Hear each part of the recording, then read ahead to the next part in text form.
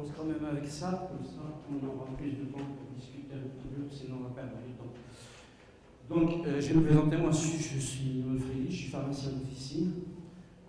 Donc j'ai fait mes études à Tours en 93 et après j'ai fait certains DU, surtout axés sur l'éducation thérapeutique. J'ai suivi l'accompagnement. Et après, j'ai travaillé sur l'entretien motivationnel pour voir comment aider les patients à faire des changements de comportement. Donc l'éducation du patient, en général, va s'appliquer à toutes les maladies chroniques, c'est-à-dire que ce soit le diabète, l'hypertension artérielle, l'insuffisance rénale, l'insuffisance cardiaque, polyarthrite rhumatoïde, spondyloarthrite, VIH. Donc c'est une discipline qui permet de voir le patient avec une vision méta, donc l'ensemble, on ne traite plus que la maladie, mais on essaie de comprendre pourquoi le patient ne réussit pas à faire. Et on essaie de l'aider, à lui donner des moyens pour voir comment faire.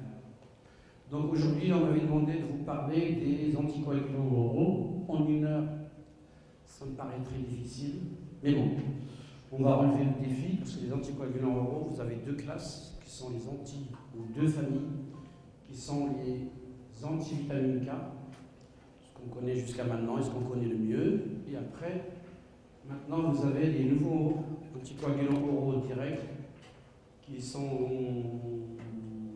divisés en 2 familles qui sont les Gatran et l'Hexaban. Alors, je vous ai apporté de France des carnets AVK, je voudrais qu'on les regarde ensemble. Donc ça, c'est le carnet qu'ont les patients. Et vous avez sur la première page, il met son nom, son prénom, son adresse, numéro de téléphone, l'anticoagulant AVK prescrit, et puis l'indication, est-ce que c'est pour une fibrillation, est-ce que c'est pour un infarctus, est-ce que c'est pour une phlébite, vous avez l'indication, et vous avez l'INR cible en bas, c'est-à-dire dans quelle fourchette d'INR il doit être. Ça doit être rempli avec vous, avec le patient. Ok ? Et à la fin, vous avez ce qu'on appelle une carte. Je suis ou je prends un traitement anticoagulant. Ça, ils doivent l'avoir tout le temps dans leur carnet, dans leur poche. Comme ça, quand il y a un accident de voiture qui perd connaissance, et ben on sait qu'il est sous AVK, on ne va pas faire n'importe quoi. On ne lui donnera pas de l'aspirine à 3 grammes, qu'on ne lui mettra pas d'anti-inflammatoire. Donc on fera attention. Donc ça, c'est indispensable. Ça, vous pouvez, je ne sais pas si vous voulez commenter sur ce sphère, je ne sais pas. Ça, c'est la première chose. La deuxième chose, c'est que j'ai commencé à travailler sur les AVK en 2010 dans mon officine. Et donc avec l'équipe, on a construit un questionnaire pour savoir, tout patient qui vient, on voulait savoir qu'est-ce qu'il connaît de sa maladie. Surtout, on a une patientèle. Allez-y. Non, c'est pas le questionnaire. Ça arrive. Donc moi j'ai une patientèle qui est beaucoup maghrébine, turque, portugaise. Donc c'est une patientèle qui ne sont pas ingénieurs, qui ne sont pas, c'est pas péjoratif. Donc il faut les aider quand même en leur expliquant pourquoi on fait les choses. Donc vous verrez, on a construit un questionnaire où il y a 5-6 questions, parce que je me suis rendu compte qu'au comptoir, quand je disais à mes patients, vous prenez ce médicament? Il me dit oui. Je lui dis pourquoi? Et il me dit je ne sais pas. Voilà. Ça c'est dans 70% des cas.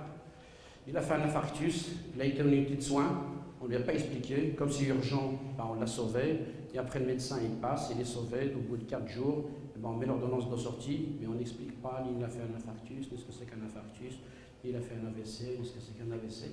Et donc il prend un traitement et il ne sait pas. Est-ce qu'on lui a expliqué les analyses? Non. Combien de temps? Donc il ne sait pas. Donc le questionnaire que je vous ai donné, c'était pour pouvoir évaluer déjà, est-ce qu'il a un carnet? Est-ce qu'il fait des analyses?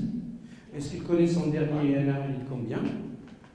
Et surtout, savoir expliquer son traitement. Et qu'est-ce que ça représente pour lui, son traitement? Parce que les gens, ils disent, je suis obligé de le prendre. C'est tout. Ils ne comprennent pas pourquoi ils doivent le prendre. Donc ça, vous pouvez le mettre en place dans votre officine. Toute prescription d'un AVK, vous le remplissez avec lui. Vous savez déjà ce qu'il sait. S'il vous dit j'ai un carnet, j'ai l'ordonnance d'INR, ça m'étonnerait qu'il y en ait beaucoup d'ordonnances INR au Maroc, qui durent 1 an. Il n'y en a pas.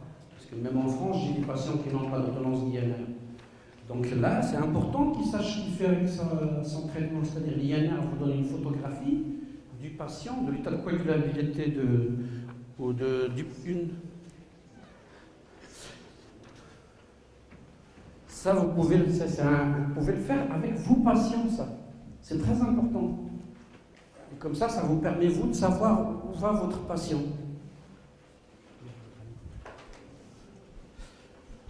Donc, on pourra revenir après sur ça. Donc, c'est bon, on peut faire ça ou pas? C'est bon, ça marche? Ok.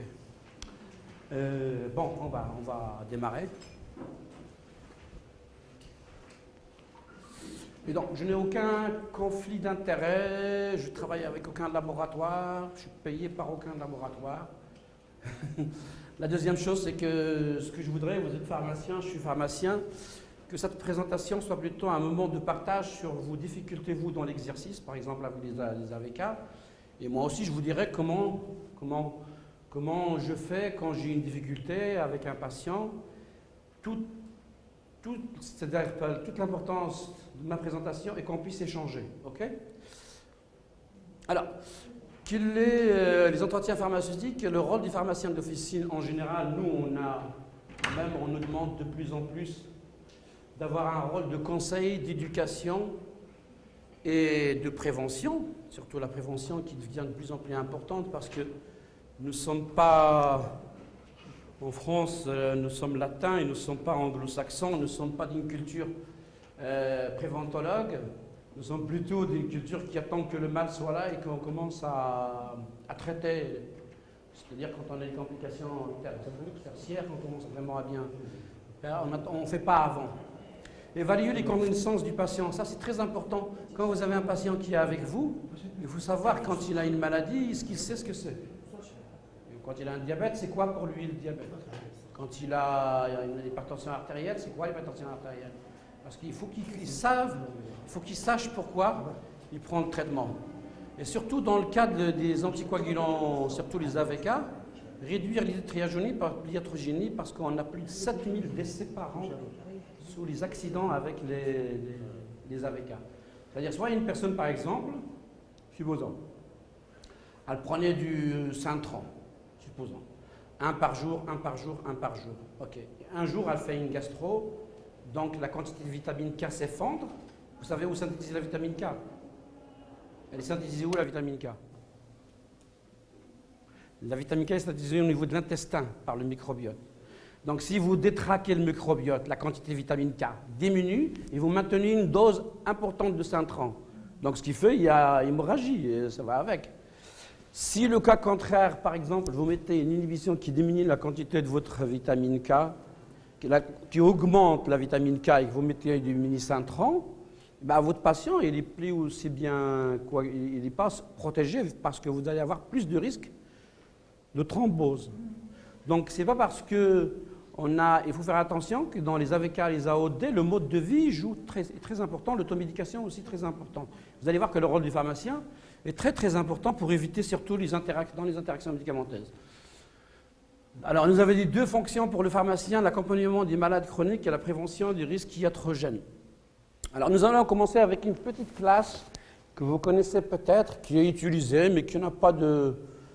Je veux dire, pas d'intérêt particulier, hormis les surveillances avec les anti-inflammatoires et avec l'aspirine, qui sont les antiagrégants plaquettaires, que vous connaissez, que sont le cardégique, l'aspégique, le plavix, suffisant.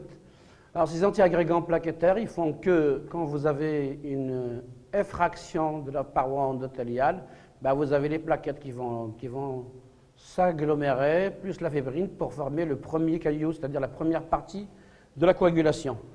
Donc, ceux-là, ce sont des anti-agrégants, donc les anti-agrégants des plaquettes. Les antivitamines K, alors ceux qui sont, enfin, il n'y a que ça de toute façon, il y a la comadine, 2 et 10, le Centran, mini-Centran, le Priviscan. Alors la France est une exception parce que pratiquement il n'y a qu'en France où il y a la plus grosse prescription de Priviscan. Alors moi, ce qui m'est arrivé, c'est que j'ai eu des patients qui ont en France du Priviscan. Et puis après, quand il est venu au Maroc, eh ben, pas de Priviscan. Ah ben alors on fait comment? Et donc, ce qu'on fait, c'est qu'on réinitialise, parce que ça va faire bousculer beaucoup de choses. On réinitialise. On va faire comme une réinitialisation du traitement. On va faire passer.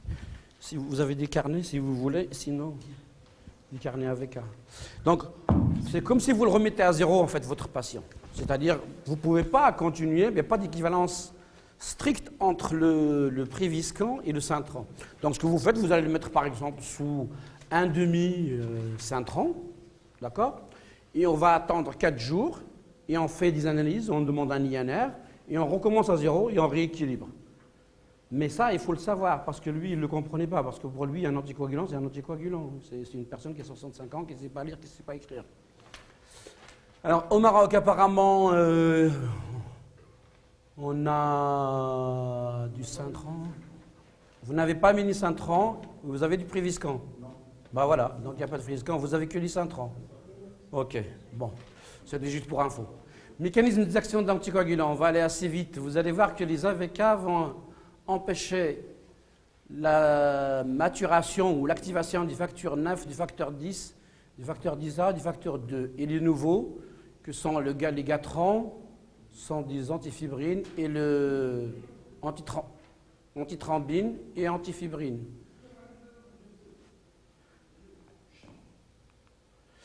Alors, mécanisme classique d'action des AVK, les antivitamines K vont bloquer le cycle de l'oxydation de la vitamine K, donc la carboxylation qui provoque l'activation des 4 facteurs. C'est que quand vous bloquez la carboxylase, vous bloquez toute la cascade de coagulation. Eh bien, une efficacité dans un délai de 2 à 5 jours, et c'est pour ça qu'on dit qu'il faut faire les analyses tous les 2 à 4 jours, surveillance biologique tous les 4 jours. Les indications des AVK. La première indication, ce sont la fibrillation auriculaire, les valvulopathies et surtout les prothèses valvulaires, surtout mécaniques. Quand c'est fonctionnel, c'est plus difficile. Deuxième indication des AVK, l'infarctus du myocarde, qui est comme une zone qui meurt du tissu cardiaque, c'est ça un infarctus. C'est quand une zone perd toute sa contractilité, son excitabilité. Prévention des complications thromboboliques artérielles et veineuses, traitement à 3 mois, tout de suite après le traitement, ou alors des récidives quand le patient ne supporte pas l'aspirine. Prévention des thromboses veineuses et embolies pulmonaires en cas de chirurgie de la hanche, avant qu'on ait les AOD, les anticoagulants oraux directs, et prévention des thromboses sur cathéter, quand il y a des chimiothérapies, on met un anticoagulant pour pas qu'il y ait de thrombose. Alors, je voudrais vous parler de la thrombose veineuse profonde, parce que c'est une pathologie qui est quand même assez courante en France, et parfois, peut-être il y a beaucoup d'urgences, même en officine, vous allez avoir une dame qui va arriver avec un mollet enflé, il y a chaleur, douleur, rubor, c'est-à-dire rouge. Donc, comment la reconnaître? Ça, c'est une urgence médicale. Comment l'orienter vers le médecin tout de suite pour qu'il mette un Lovenox ou un Inoep, et après directement les urgences. Parce que si vous ne le faites pas, c'est dans les 12 heures, voire dans toutes les 6 heures, il n'y a plus de patients.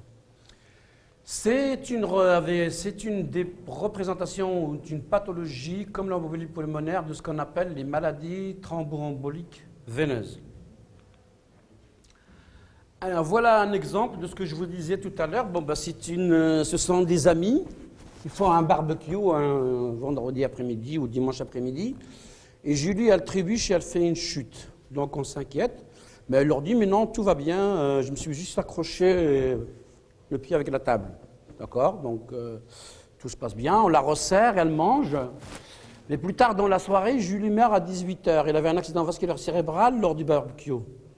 Mais, sauf que les personnes n'ont pas distingué les signes cliniques, enfin les signes qui attirent l'attention. Difficulté de bouger un bras et une jambe tout d'un côté, perte de la vue d'un œil, impossibilité de parler.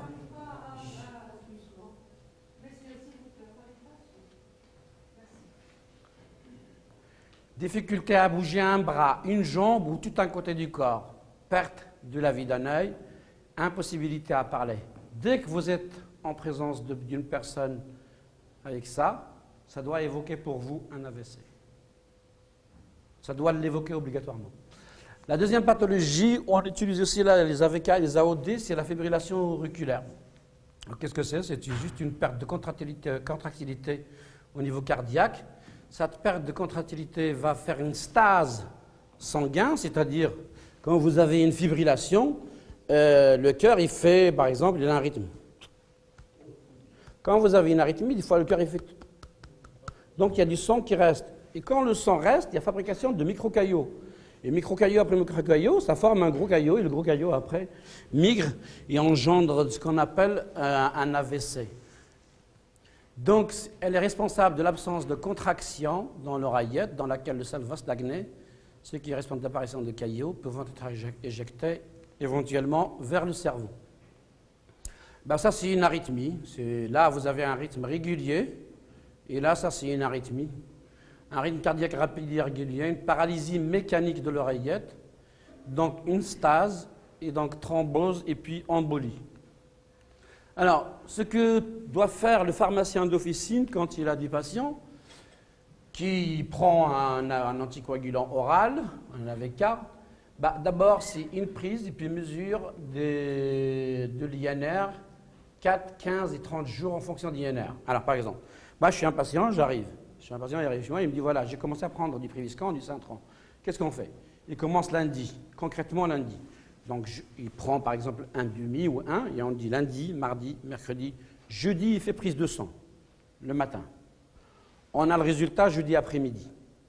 S'il est dans la fourchette, bon, on maintient la dose et on recontrôlera dans 15 jours. Si c'est OK, c'est-à-dire on a contrôlé, dans 15 jours c'est OK, on refera une deuxième mesure dans 15 jours pour stabiliser. S'il est stable au bout de 2, on ne fera plus qu'une fois par mois. Si je fais lundi, mardi, mercredi, jeudi, et que je prends et que l'INR n'est pas encore entre 2 et 3, ou entre, ça dépend de la pathologie, on modifie la prise du vendredi. Il fait vendredi, samedi, dimanche, et lundi, il reprend. Jusqu'à ce qu'on stabilise. Quand on stabilise, on espace 15 jours, après un mois, et après, dans tous les cas, c'est une fois par mois. D'accord? Sensibiliser le patient, surtout aux signes de surdosage, parce que ça, c'est très important. Quand vous avez un patient qui saigne dedans, il dit c'est normal. Bah, oui, parce que c'est les gencives fragiles. Non, parfois, ce n'est pas les gencives fragiles. Parfois, c'est juste qu'il est en surdosage d'AVK. Quelqu'un qui se blesse, il dit c'est normal. Non, ce n'est pas normal. C'est quelqu'un qui saigne du nez, qui est sous AVK et qui saigne du nez, ce n'est pas normal. Parce qu'il y a l'AVK, donc on doit soupçonner quand même quelque chose. Et quand vous soupçonnez, il faut aller chercher et voir. Si ce n'est pas l'AVK, ben ce n'est pas l'AVK, mais en général, c'est lui. L'éducation du patient, c'est-à-dire apprendre à votre patient qu'est-ce qu'il doit faire le samedi ou avec un INR en dehors de la fourchette. On n'a pas de médecin, nous, ça nous arrive souvent. Ben, c'est le samedi matin, et ben, il vient avec son résultat, il est à 6, INR à 6. Ben, on fait quoi? On appelle le médecin, bien il n'y en a pas. Il n'est pas là. Donc là, il faut lui dire, ben, je vais vous montrer qu'est-ce qu'il faut faire. Quand on est en dehors des fourchettes, qu'est-ce qu'on peut faire? Bon, là, je vous ai mis l'INR juste pour vous expliquer que c'est un temps de QI qui s'allonge. L'INR doit être réalisé toujours, ça c'est très important, dans le même laboratoire. Parce que des fois, c'est soit celui-là, le réactif qui change, la sensibilité du réactif change. Et si la sensibilité du réactif change, le résultat change. Donc toujours le même labo. C'est très important. Alors voilà, quand vous avez un patient qui est inférieur à 2, c'est qu'il est en risque thrombolique important, entre 2 et 3. Donc ça, c'est l'objectif quand on a une fibrillation auriculaire, une maladie embolique. On essaye d'avoir un patient entre 2 et 3, d'accord? Ça, c'est la normale pour un patient qui a une maladie thromboembolique, une fibrillation. Donc si vous avez un patient qui a une prothèse valvulaire ou une valvulopathie, il doit être entre 3 et 4,5. Alors, quand l'INR supérieur à 5, on me dit risque hémorragique, je ne suis pas d'accord. Alors, moi, je dirais que jusqu'à... Allez, on peut gérer jusqu'à 7. On peut gérer parce que quand il est à 5 ou 6, ce qu'on préconise, c'est saut de prise et on refait INR. Et s'il redescend, on continue, on diminue la dose. Si, par exemple, on est sur 7, là, ce qu'on fait, c'est saut de prise, plus prise de vitamine K, une ampoule de vitamine K ou 2 ampoules de vitamine K, et on attend 4 jours, et on fait un INR. Okay? Donc, jusqu'à 7, on peut jouer, surtout que dans un endroit où on ne peut pas aller voir le médecin, et c'est loin, à la campagne, vous pouvez gérer comme ça. Bon, ce n'est pas à vous de le faire, hein, c'est sous votre responsabilité. Ça, si vous n'êtes pas protégé. Hein. Faut être, mais bon, ce qu'on peut faire, c'est appeler un autre confrère, n'importe un autre médecin, et lui dire, voilà, est-ce que tu m'autorises à... Hein, ça veut dire que tu protèges. En général, il faut valider la décision. Par exemple, au Canada, ils ont le droit de bouger la posologie des AVK. Nous, on n'a pas encore le droit, mais il faut toujours s'armer d'un avis d'un confrère médecin et lui dire, voilà, j'ai un patient qui est là, qu'est-ce que tu aurais fait toi pour ton patient? Ben, il va dire, ben voilà, il faut le diminuer, lui faire ça. Surtout, entourez-vous toujours de témoignages de confrères si vous pouvez. C'est très important. Vous pouvez le faire si vous voulez, ou alors vous dites, s'il est à 7, vous avez aussi le droit de lui dire, bah, moi je ne me mouille pas, l'hôpital. Vous avez le droit. Après, c'est vous qui choisissez comment vous voulez exercer. Quand contrôler l'INR? Contrôler l'INR, on avait dit toujours 48 heures après la première prise de l'AVK, puis tous les 2 à 4 jours jusqu'à atteindre de la valeur cible. Puis un INR au minimum toutes les 4 semaines, même chez un patient équilibré. Notez que tout changement de posologie, tout arrêt ou introduction de coprescription devrait être suivi d'un dosage d'INR dans les 3 à 4 jours. D'accord? Tout changement de prescription, toute prescription d'antibiotiques, d'anti-inflammatoires doit induire obligatoirement la prescription à un INR. Alors pourquoi toutes ces précautions avec ces médicaments que sont les AVK? Et vous verrez qu'avec les AOD, il faut faire un peu plus attention. Tout simplement parce que ce sont des médicaments qui ont une forte liaison protéique. Et tout médicament qui a une forte liaison protéique à l'albumine, il y a un risque des fois quand on déplace de médicaments par l'apport d'autre chose qui est extérieur, ça peut être un autre médicament, ça peut être un autre inhibiteur ou un inducteur, vous recevez une quantité, une masse importante de médicaments qui est libérée d'un coup dans le sang. Donc le risque de surdosage est très important. Donc c'est pour ça que parfois, on a des médicaments qui ont une liaison protéique importante, 97% c'est énorme. Donc pour l'instant, tant qu'ils sont liés au niveau des protéines, tout se passe bien. Mais dès que vous mettez par exemple un autre médicament qui a une affinité plus importante aux albumines, donc on largue l'autre médicament. Les albumines larguent l'autre. Et quand vous larguez l'autre médicament, vous larguez une décharge de médicaments. D'où les surdosages, d'où les hémorragies. Voilà. Alors, et d'autant plus important que ce sont des médicaments, vous allez voir qu'ils sont métabolisés par le citron P450, et on verra que c'est un enzyme qui est impliqué dans le catabolisme de plusieurs médicaments, inducteurs et inhibiteurs, et vous verrez qu'il faut faire attention quand même quand on prescrit chez un patient sous AVK le reste des traitements. Bon, contre-indication absolue, c'est prise d'aspirine supérieure à 3 grammes. Le miconazole, on verra, même en gel buccal. Parce que des fois, on dit, oui, mais il ne le prend pas par voie orale. Même en gel buccal. Les principales contre-indications, ce sont les macrolides et les autophagiques, parce que ceux-là, ce sont des inhibiteurs enzymatiques. Si c'est des inhibiteurs enzymatiques du cytochrome, ça veut dire que la quantité de l'AVK va être importante, et donc risque de surdosage. Ce sont des inducteurs enzymatiques, ça veut dire qu'ils vont induire le catabolisme de l'AVK, et donc s'ils induisent, ça veut dire qu'ils vont diminuer le dosage, et donc risque de coagulabilité importante. Et il y a une compétition au niveau des protéines, par déplacement protéique, avec les AINS et les corticoïdes. Je vous garde les antibiotiques, vous savez pourquoi, et les laxatifs. Vous savez pourquoi? Tout simplement parce que la vitamine K est synthétisée au niveau intestinal, et quand vous perturbez le microbiote, vous perturbez la quantité de vitamine K qui est synthétisée, et donc vous changez tout. Donc il faut toujours faire attention, quand on prescrit à un patient un antibiotique sous AVK, mettre un petit peu de... Alors, ça dépend, il y a les probiotiques, il y a l'ultralevure, mais surtout, conseillez-lui de refaire un INR dans les 4 jours, et conseillez-lui de le noter. C'est ça qui est très important. Alors, ce qui se passe dans les suivis patients, c'est que vous avez tous un carnet, et vous avez par exemple, quand vous prenez, là vous prenez une page, vous avez dose journalière, INR, puis après vous avez dose journalière modifiée après INR, et remarque éventuelle. Là, votre patient doit mettre toujours tout ce qui se passe dans sa vie là. Par exemple, là, mon INR a bougé, Ben là, je vais dire j'ai eu une gastro. Ou là, le médecin m'a donné des antibiotiques. Pourquoi il doit noter ces événements? Ou là, je suis tombé et j'ai saigné. Vous comprenez? Pourquoi?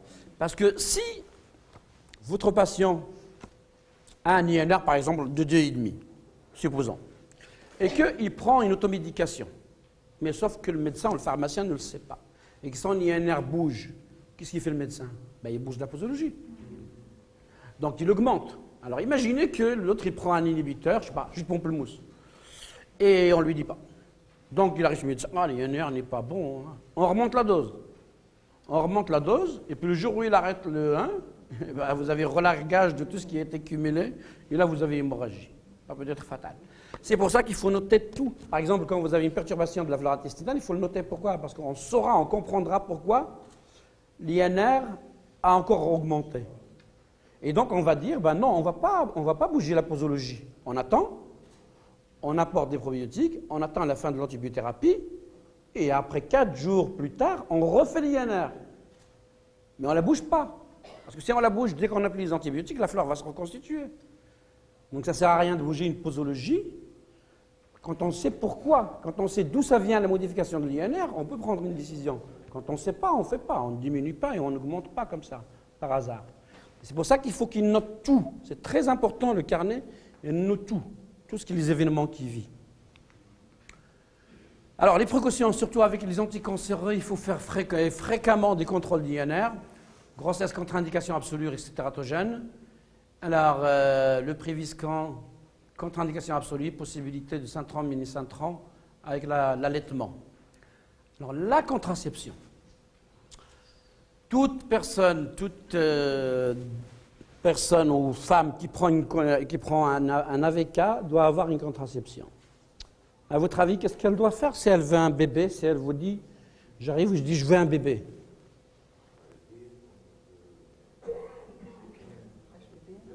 Voilà. Dès qu'elle veut un bébé, il faut toujours passer directement sur HBP, Lovenox. Et ce que vous faites, c'est que vous laissez l'AVK, vous mettez l'HBPM, et après vous faites l'INR, il est entre 2 et 3, vous arrêtez le comprimé, elle fait pendant toute sa grossesse l'HBPM, et au moment où elle accouche, vous remettez par voie orale, vous gardez l'HBPM, vous faites l'INR, et dès que vous arrivez entre la fourchette 2 et 3, vous arrêtez l'HBPM, et après elle continue sa route avec le comprimé. C'est bon? Bon, ça, vous le connaissez déjà, les potentialisateurs des AVK, c'est-à-dire tout ce qui est chlorpromazine, chloramphénicol, hormone thyroïdienne, mais faites attention surtout à celle-là, là. C'est ça celle-là m'inquiète. Je vous dirai pourquoi elle m'inquiète, celle-là. Parce que ça, s'il y a surdosage d'amiodarone, c'est bon. Là, il n'y a plus d'arythmie et il ne bouge plus. Ça devient, le tracé devient tout droit. Alors, voilà. Maintenant, voilà quels sont les conseils que vous pouvez dire. Ça, les 7 règles d'or que vous patients, respectez la dose prescrite. Faites pratiquer régulièrement votre INR, on a dit au moins une fois par mois, s'il est équilibré, sinon plus. Signalez que vous suivez un traitement à tout professionnel de santé, même un dentiste, même un podologue, même un kiné. Contactez rapidement votre médecin en cas d'enseignement. Remplissez régulièrement votre carnet. Ayez une alimentation équilibrée. Et ça, on peut en débattre parce qu'on dit le chou, la tomate. Il faut manger 10 kilos pour perturber l'INR. Demandez l'avis à votre médecin avant toute prise de nouveaux médicaments, injection, extraction dentaire. Ok, ça c'est normal. Alors, je voudrais vous dire qu'il y a un rapport qui a été fait par le CESFARM en France qui traite tous les anticoagulants. Et d'ailleurs, je pense que, voilà, s'il est là, je ne sais pas si vous pouvez le télécharger. Vous pouvez le télécharger. Non, ils ne peuvent pas le télécharger. Alors, on a avec nous Fabienne Blanchet, qui est la directrice du CESFARM. C'est celle qui est là-bas. C'est elle qui a rédigé le document. C'est elle qui a fait ça. Et donc, le carnet de surveillance, j'ai écouté. Ça, celui-là, ce que vous avez, vous, c'est les derniers, c'est 2018. Parce qu'il y en avait un, ça, c'est lui de 2016. Mais vous, ce que je vous ai apporté, c'est 2018. Non, vous n'avez pas d'accès. Si, le carnet, vous pouvez.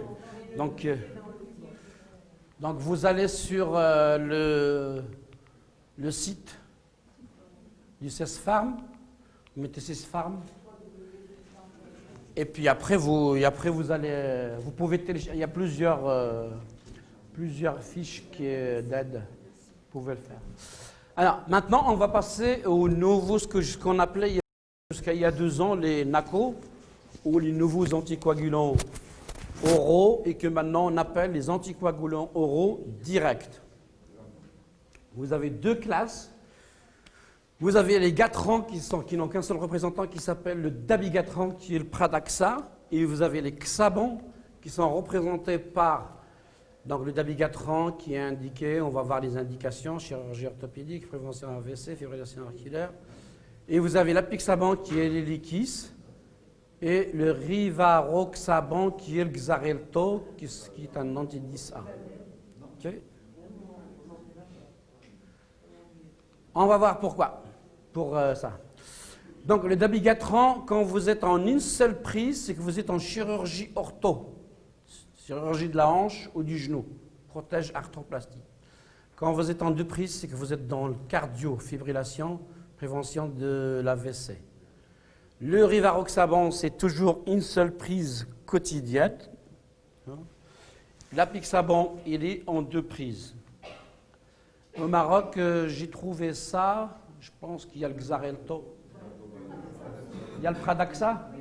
Ok, d'accord. Ben, ça, je l'ai pris sur... d'après la direction des médicaments, il faudra qu'ils actualisent leur site. Alors, indication des AOD, prévention de l'AVC, embolie systémique chez les patients atteints. Ben, on a dit que c'est une fibrillation auriculaire dans la thrombose veineuse profonde, dans l'embolie pulmonaire, thrombose embolique veineuse chez les patients ayant subi une arthroplastie, c'est-à-dire un changement de hanche ou de genou. Et c'est ça l'apport des AOD, c'est que avant, quand on faisait une chirurgie de hanche ou de genou, on était obligé de mettre les GHBPM. Maintenant, on n'est plus obligé, il sort de l'hôpital avec un Xarelto et il a la même efficacité parce que la durée d'action, il agit, je pense qu'au bout de 3 heures, ils sont protégés. Donc ça c'est avantage, et on verra après. Alors, vous, en tant que pharmacien, quand vous aurez un AOD à délivrer, qui peut être un Pradaxa, un Helikis ou un Xarelto. Voilà. Donc, selon, rappelez-vous ce qu'on a dit, là, selon la posologie, vous saurez que vous soignez une pathologie cardiovasculaire ou une chirurgie de la hanche et du genou. On est d'accord ? Quand vous avez une ordonnance, il faut parler avec l'ordonnance. Donc, quand vous verrez une ordonnance, donc la première chose, est-ce que j'ai une prise ou 2 prises? Et après, la posologie varie en fonction de l'indication. Deuxièmement, il faut prendre en compte de l'âge du poisson, de son poids. Vous allez voir, surtout, la fonction rénale est très importante dans les adaptations posologiques des anticoagulants oraux directs ou des NACO. Chez la femme enceinte, le Rivaroxaban est contre-indiqué. Dans l'allaitement, il faut éviter le Dabigatran et l'Apixaban. Oh, trop vite. Contre-indication avec une dose d'aspirine supérieure à 1 gramme. Le millepertuis est un inducteur enzymatique, donc contre-indication. Les inhibiteurs des cytochromes P450, que sont les ketoconazole, tous les traitements du VIH, inhibiteurs de protéase, ça, contre-indication absolue. Les inhibiteurs de la PGP, vous connaissez? Alors, la PGP, c'est la glycoprotéine. Alors, je vais vous dire ce qu'elle fait, cette protéine. C'est une protéine qui est synthétisée, ou une enzyme qui est synthétisée au niveau du petit intestin. Et sa fonction, c'est que quand le médicament veut passer dans le sang, elle lui dit « tu sors ». D'accord? Elle capte les médicaments et ils sortent. Alors, quand vous l'inhibez, ça veut dire que tous les médicaments rentrent. Ils ne sortent plus. Donc, il faut faire attention quand vous l'arrêtez. Alors, les inhibiteurs de la PGP sont l'itraconazole, l'amiodarone, le verapamil, clarithromycine, c'est-à-dire qu'ils vont augmenter la concentration plasmatique de la OD. Il va être... Vous comprenez? Okay.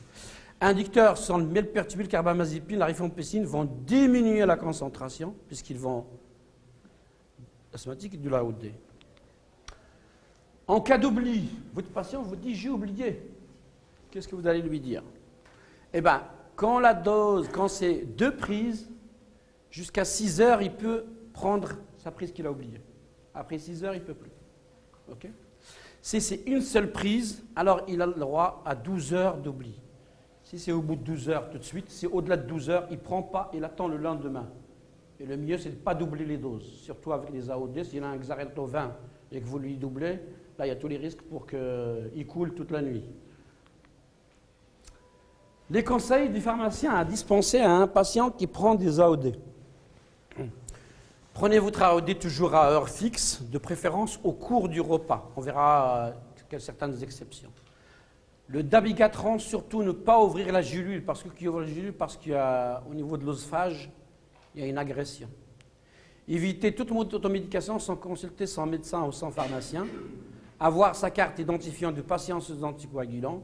Et surtout, savoir reconnaître les signes cliniques évocateurs d'une hémorragie que sont la pâleur, la fatigue, l'essoufflement anormal. Et voilà les fameux AOD dont on dispose, que sont le Pradaxa à 2 dosages, 110, 150, le Xarelto le Rivaroxaban avec ses 3, 10, 15, 20, l'Héliquis qui est avec ça. Alors, celui-là, pris ou avec aliment, c'est bon, il n'y a pas de souci. Prise avec ou sans aliment, si on vous dit biodisponibilité non changée. Celui-là, on vous dit, le Xarelto, on vous dit, il vaudrait mieux le prendre avec des aliments parce que ça augmente sa biodisponibilité. Par contre, pour le 10, vous pouvez le prendre avec au sang, mais ça, c'est des exceptions. Dites, en général, prise avec des aliments. Vous ne vous compliquez pas la tête. Alors, celui-là, surtout, ne pas laisser les capsules à l'air parce qu'elles sont transsensibles à l'humidité. Donc, les capsules de Pradaxa, il faut que ça reste dans sa protection, donc dans sa boîte. Impact sur le cétochrome 3 à 4. Ça, ce cétochrome-là, c'est celui-là qui catabolise les AOD. Tous les AOD sont des substrats avec une affinité plus ou moins différente. Alors, le dabigatran a une affinité inférieure à celle du Rivaroxaban. Eux, ils ont une affinité plus importante, c'est-à-dire que ce sont des substrats qui vont coller plus facilement avec ce cétochrome. Et ce sont aussi cette protéine, glycoprotéine, qui est transporteur, qui retourne les médicaments dans la lumière du petit intestin. Elle diminue donc l'absorption, ainsi les concentrations plasmatiques.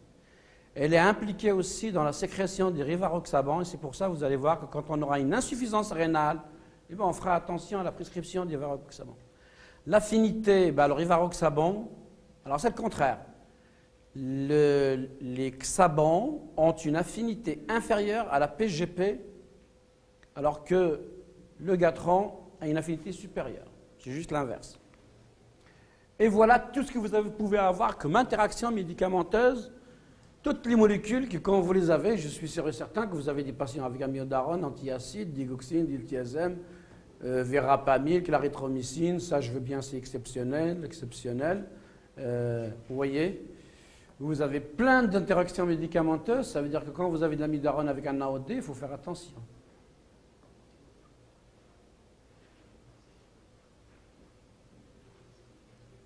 Le jus de pamplemousse, pensez-y, et le millepertuis.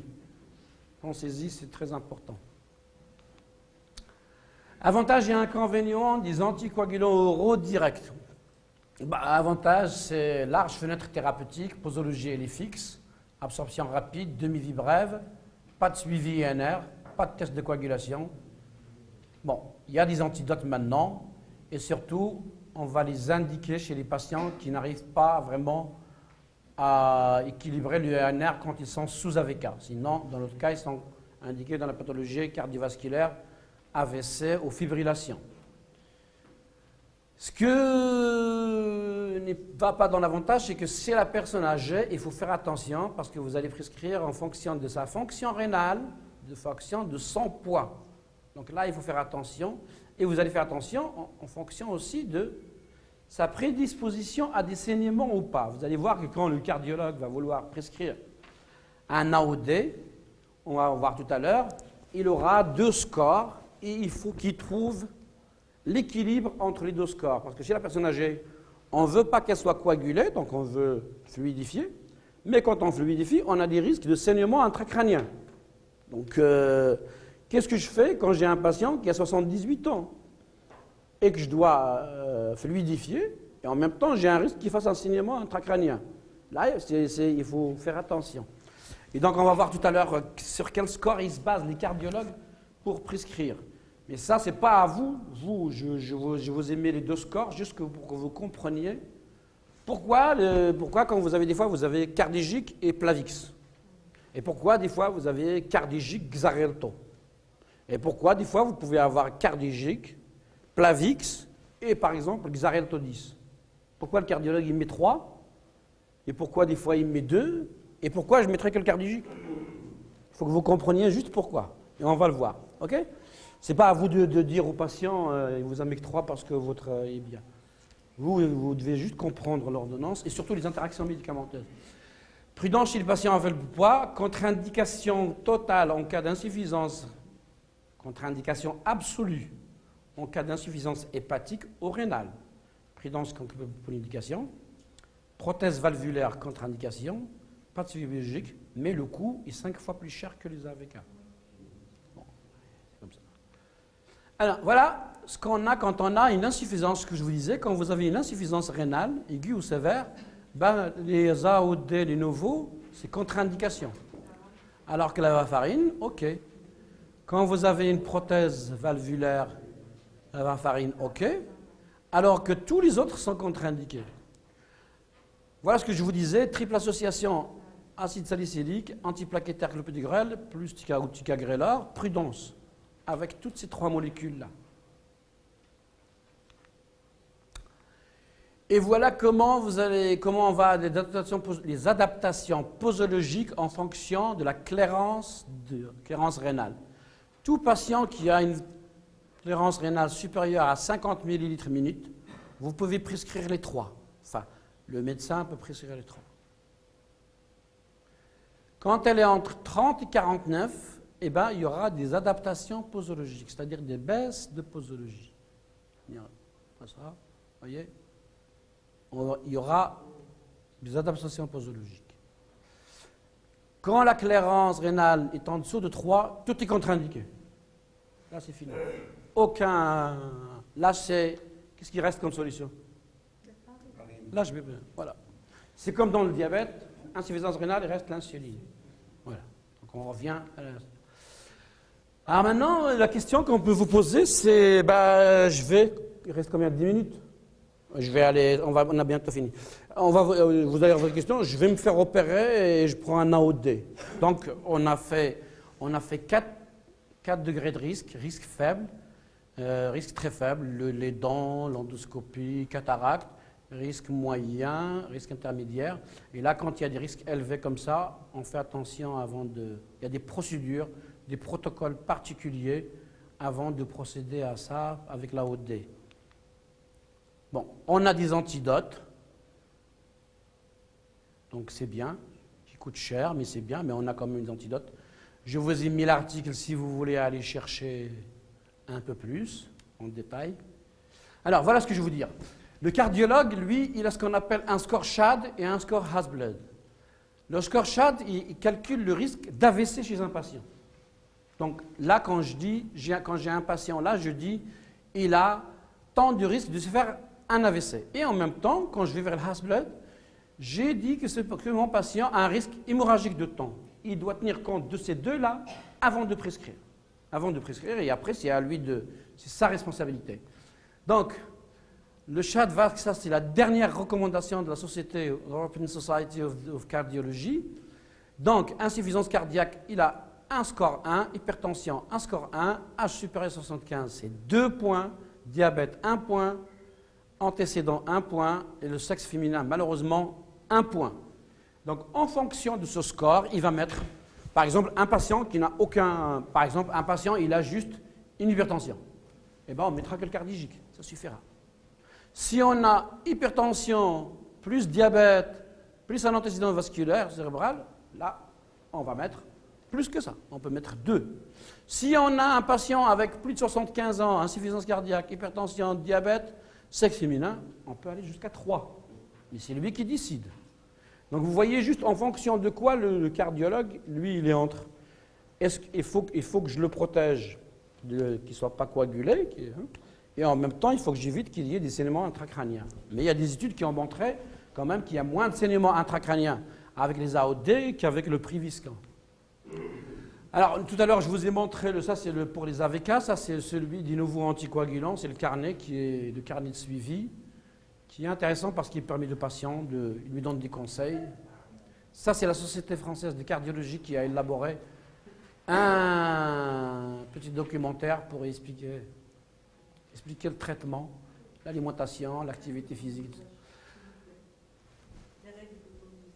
Les règles de bon usage. Voilà, 5 règles de bon usage. Respecter la dose prescrite par le médecin, prendre son AOD à la même heure, le soir de référence, avec un grand verre d'eau, et ne pas ouvrir les gélules cadres de prise unique. En cas d'oubli d'une prise, ne jamais doubler la prise quand contacter le médecin en cas d'oubli plus d'une fois. Il faut lui dire que ça arrive souvent parce qu'après, elle n'est plus protégée. Informer tout professionnel de santé, consulter gynécologie, traumatologie, dermato-infirmière, chirurgien, et garder sur soi toujours sa carte comme quoi je prends un AOD pour prévenir tous les professionnels de santé. En conclusion, la prévention de l'hiatrogénie des anticoagulants oraux dépend d'une bonne dispensation, c'est quand la première fois vous expliquez comme il faut, et du bon suivi pharmaceutique et biologique du patient. Le pharmacien devra et doit développer une éducation thérapeutique du patient pour la promotion du bon usage, lui apprendre à prendre et la prévention des risques iatrogènes.